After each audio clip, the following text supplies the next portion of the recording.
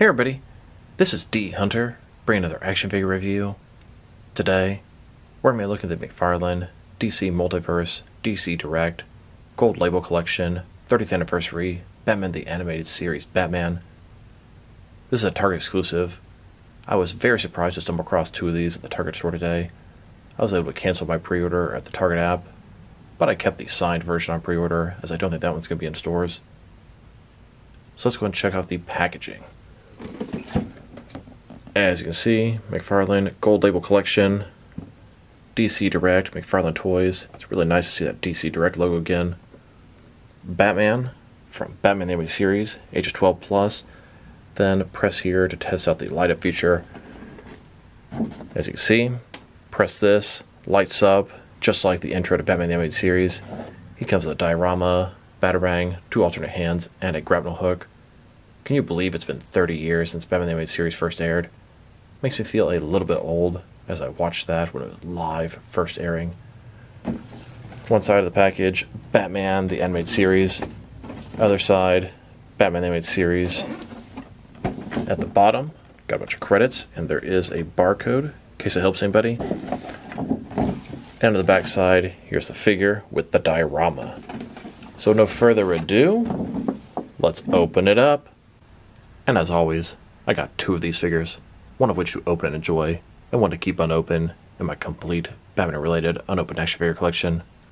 Here's this deluxe anniversary set of Batman from Batman the Animated Series. Next to the other two versions of Batman from Batman the Animated Series McFarlane has made. This version here was part of the first assortment of McFarlane DC Multiverse figures, and honestly, it wasn't that good of a figure. So the actual figure part of this new one is mostly the same. And then this repaint variant, that was also a Target exclusive. And here it is, next to the Year 2 Batman. This is also a Target exclusive, also a deluxe figure, in pretty much the exact same size packaging, also part of the Gold Label collection. One big difference is, I never even once saw this Year 2 Batman in stores. I know a few select people did, but that was a big debacle the way they ordered and canceled everybody's orders and all that bullcrap.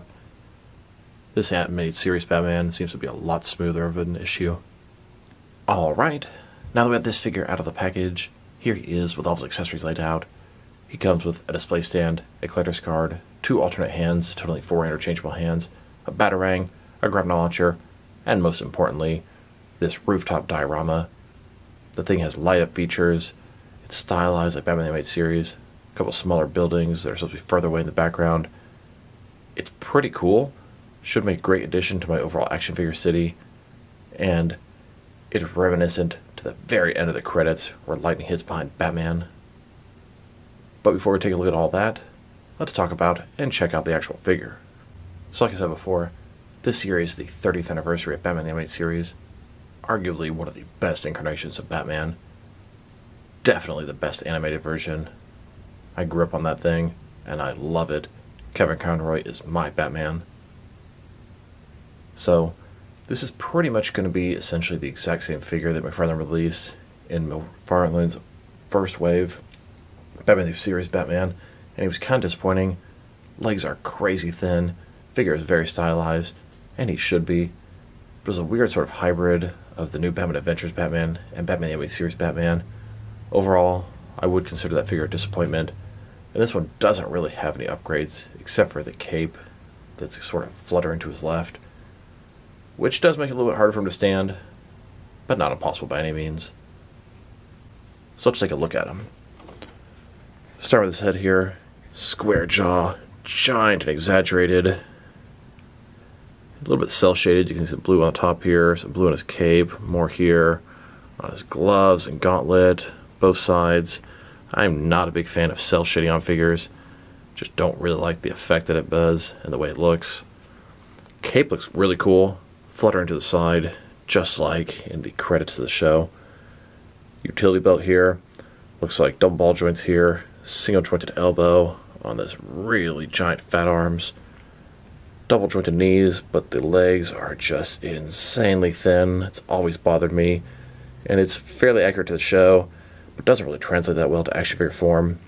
A little more cel shading on the boots, the feet. Cape looks great off to the side, but it's just too much of the same. The figure is almost exactly like the last one, and I wasn't a big fan.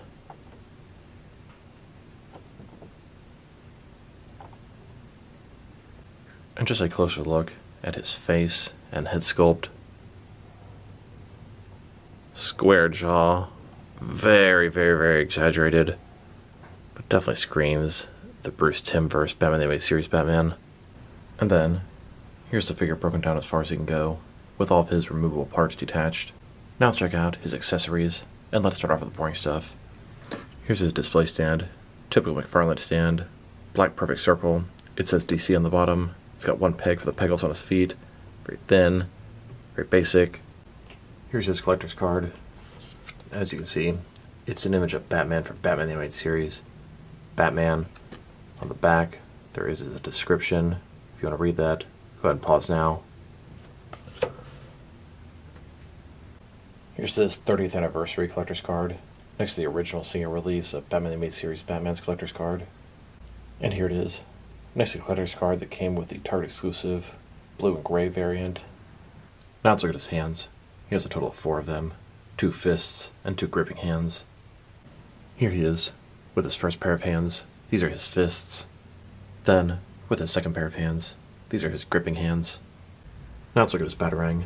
It's all black, typical Batman the Animated Series style, but it is really, really thick. Far too much. McFarlane does have a bad habit of making the accessories way too big, oversized, or thick. Not all the time. Here's Batman holding and getting ready to throw his Batarang. Here's his grapple launcher. I really like the way it looks, but I wish these hooks here could be removable. They should have a peg so you can display it with or without them. It's got the buttons on the side here, very sort of square shaped, reminiscent of Batman the Animated Series. I kind of want to cut these off because I think it'd look better without them, but I do wish it had a little peg so you had both options. Beyond that, nice accessory. Here's Batman holding his grapple launcher, getting ready to take to the rooftops. And these accessories are identical to the ones that came with the original Batman the Animated Series Batman. Now let's look at the diorama piece. This is the main draw for this figure set, at least for me, and I imagine for most of you out there. I personally am not a fan of how that figure looks. I appreciate having my collection, sure, but this is the real draw. So, it's a rooftop base. You can see some of the windows here. It's got the button for the light. It's got a nice little rooftop surface. One peg for the pegals on his feet. A couple buildings in the background. The detail is very, very, very soft on those things. Then it has this lightning bolt coming down. And of course, the bottom where the battery's going to go. Fairly hollow down there. Looks like it should be pretty easy to change. It does have, you can turn it on. Excellent, I didn't realize that. I was annoyed that you had to just press the button. So, we have the button here, off switch, and an on switch. That definitely pleases me. So, here is the diorama with the lights off, and here it is with the lights on in a fully lit room. Then, with the lights on in a pretty dark room. Actually looked pretty impressive like this. And here it is in a semi-lit room. And then pop Batman into the diorama. Put his foot onto the peg. He looks good. Chest puffed out. Lightning in the background. Looks just like the intro to Batman the Animated Series. For that, they did a good job. But as far as the actual figure goes, mediocre at best. Diorama itself, maybe upper mediocre. Put them together, freaking sweet. Now I wanted to check out the differences between the first Batman the Animated Series Batman and this 30th anniversary edition. So like I've said numerous times, it is the exact same figure. The only difference is going to be the cape. But as you can see, the paint job is a little bit different. The gray is lighter on him. The yellow on the symbol and the belt, a little more orange. Then of course we have the cell shading all over him.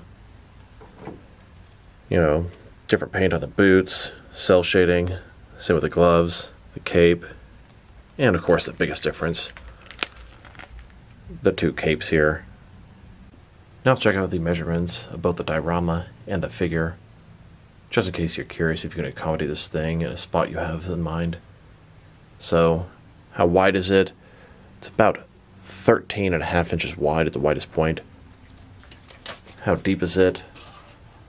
About 5.5 inches deep at the deepest point. And then how tall is it? It's about 8 inches tall. Now let's check out the height of this Batman figure. From bottom to the top of his head, standing at about 7.0 inches tall, which can translate to about 18 centimeters. And if you go to the top of the ears, about 7.25 inches tall. Now let's check out his articulation. Starting with his head here. Of course, you're going to rotate from side to side. You can look up about that far, down about that far. Not bad. Can't really look up too much. You're lucky to get him to look straight ahead. You can tilt his head from one side to the other. Shoulders on a ball joint. Goes out a good 90 degrees, up, down, around, all that fun stuff. It's going to be a little bit obstructed with the cape here. Can't really go higher than this. He's got a giant butterfly joint between shoulder and chest area. Increase the range of motion. Covering up that gap, but definitely looks a little wonky. Bicep cut, but you barely get anything out of that. Single jointed elbow, about 90-degree bend. His wrist can rotate, and it's going to be hinged as well. Ball joint his torso, rotate around, forward and back. Another one his waist, rotate around, forward and back, giving him pretty wide range of motion in his torso area. Legs, almost as a splits. Not exactly ball joints. Rotation is very minimal. Legs go forward that far. Back, not very much, a little bit. Double jointed knees below that. Then his ankle here. Forward and back. Rotate, tilt, rock, and to articulation. Here's this rooftop diorama staged in my action figure city on top of a building. Seemed very appropriate. Here's Batman on the rooftop with this rooftop diorama. Diorama not lit up, lights fully on in the room. And here he is on the diorama while the diorama is lit up in a lit room. Then the diorama lit up in a dark room. Here's Batman on the diorama lit up, and I have a red light in the room going on him, reminiscent of the intro to Batman the Animated Series. Here's Batman and Robin, the dynamic duo from Batman the Animated Series on this rooftop. Here's Batgirl, Batman and Robin, all based off of looks from Batman the Animated Series. And then here's Nightwing, Batman, Robin, and Batgirl, based off the new Batman Adventures. The Bat Family. Now let's check them out next to some other action figures, starting off with some other Batman the Animated Series figures. Here's this 30th anniversary Batman, next to the original McFarlane Batman the Animated Series Batman. The figure had mixed reactions at best. Then, here he is, next to the blue and gray variant. This guy was also a Target exclusive. McFarlane has now made 3 different variations of the Batman the Animated Series Batman, all based off the same buck. Here's a DC Direct Batman the Animated Series Batman next to the McFarlane DC Multiverse version. And here's the DC Direct version that came with the Bat Cycle. This one has the upgraded body with the double jointed knees and the ab crunch. Then, here he is next to a DC Direct Batman from the new Batman Adventures. The evolution of Batman from the Bruce Timm universe. And now, with the DC Direct Justice League Unlimited Batman. Here he is, next to the old man Bruce Wayne, and Batman from Batman Beyond. And if you want to go to a different potential what-if future, here's this McFarlane Batman, next to Batman from The Dark Knight Returns and Robin. These are done in the Batman the Animated Series style. Here he is, next to Robin and Batgirl, DC Direct figures, Batman sidekicks from Batman the Animated Series. And here, next to the DC Direct, Nightwing, Robin, and Batgirl from the new Batman Adventures, the second version of the Bat Family. Here's the Mayfix Batman from the new Batman Adventures, next to this McFarlane 30th Anniversary Batman. Now let's check them out, next to some other McFarlane DC Multiverse figures. Here are all 3 variations of McFarlane's Batman from Batman the Animated Series. Some people out there consider this Harley Quinn to be part of the Batman Animated Series collection. Now she definitely has the look, but the promotional material, such as the collector's card, implies she was from the Harley Quinn comic that took place before the New 52. So depending on what you believe, She may or may not be from Batman the Animated Series. Like I said, I'd say I'm leaning more toward a yes at this point. She does have the look. Here's Batman next to Superman from Superman the Animated Series. Superman the Animated Series ran alongside Batman the Animated Series. They took place in the same universe, part of the Bruce Timm universe. World's finest. And here are some more McFarlane figures from the Bruce Timm universe. These are mainly from Justice League Unlimited. I imagine they're going to eventually finish the team of 7. We got 4 of them so far. Here's Batman next to Cyborg from Teen Titans Go. Teen Titans Go is another animated series that's in a different universe, set aside from Batman the Animated Series. This is the only other animated figure McFarlane has made, besides the Bruce Timm figures. I imagine they'll hopefully crank out the rest of the Teen Titans team over time.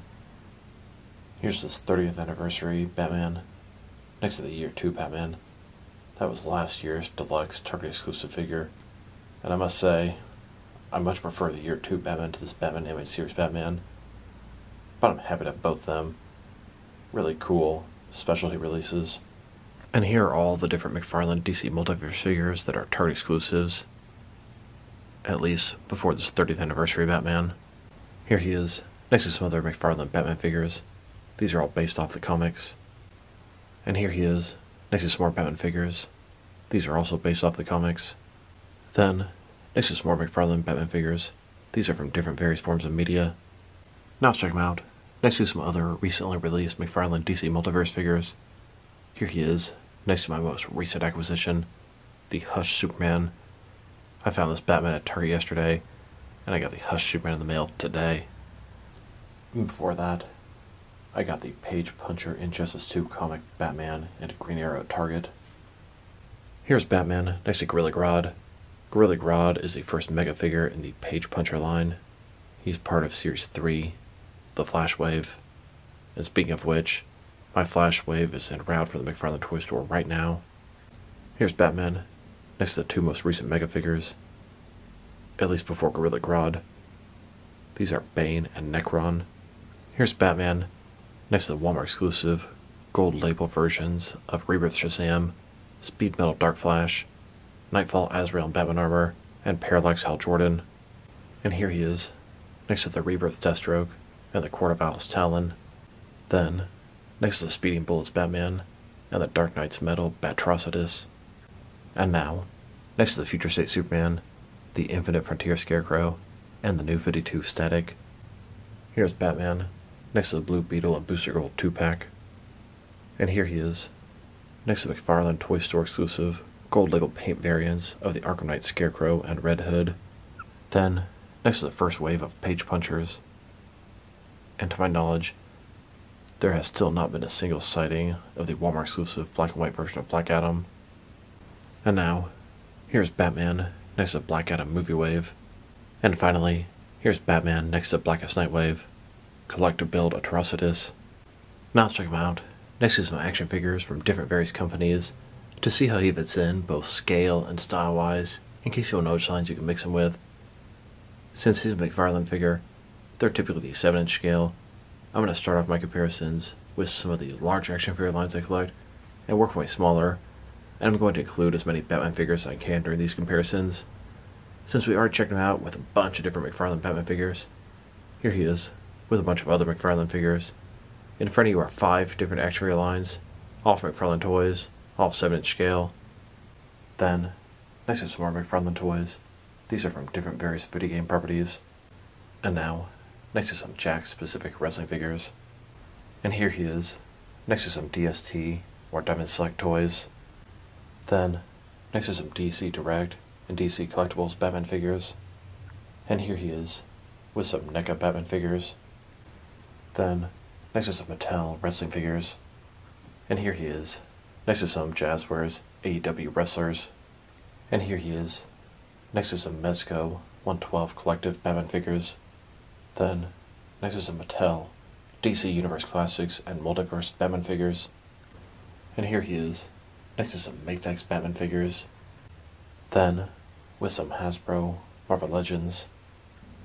And here he is, next to some SH Figure Arts Batman figures. And finally, next to some Jazzwares 4-net figures. So overall, it's a pretty cool Batman figure. Actually, correction, it's kind of a shitty Batman figure. It's a re-release of a mediocre Batman figure at best. The diorama itself, it's also cool, but not that cool. The figure's articulation, it's limited. His accessories, they are pretty cool. The Batarang and the gravity launcher, all that Batarang is just mad thick. Sculpt and paint job are excellent, no issues there. If I had to rate this figure, probably going to give him like a 6 out of 10. Looking at the diorama, probably a 7 out of 10. But put them together, and I almost want to give that combination 8 out of 10. Hopefully, next year's deluxe Target exclusive will be a little bit better. I'm very happy to have this, but it's just so much more of the same, and some of the same junk. So this is D Hunter. Thank you guys for watching this video. If you liked the video, press like below. If you have anything you want to say with the video, add to the comment section. If you want to see additional action figure reviews from me, press subscribe. I do appreciate when you do that. Once again, this is D Hunter. Thank you guys for watching this video, and I will talk to you guys real soon.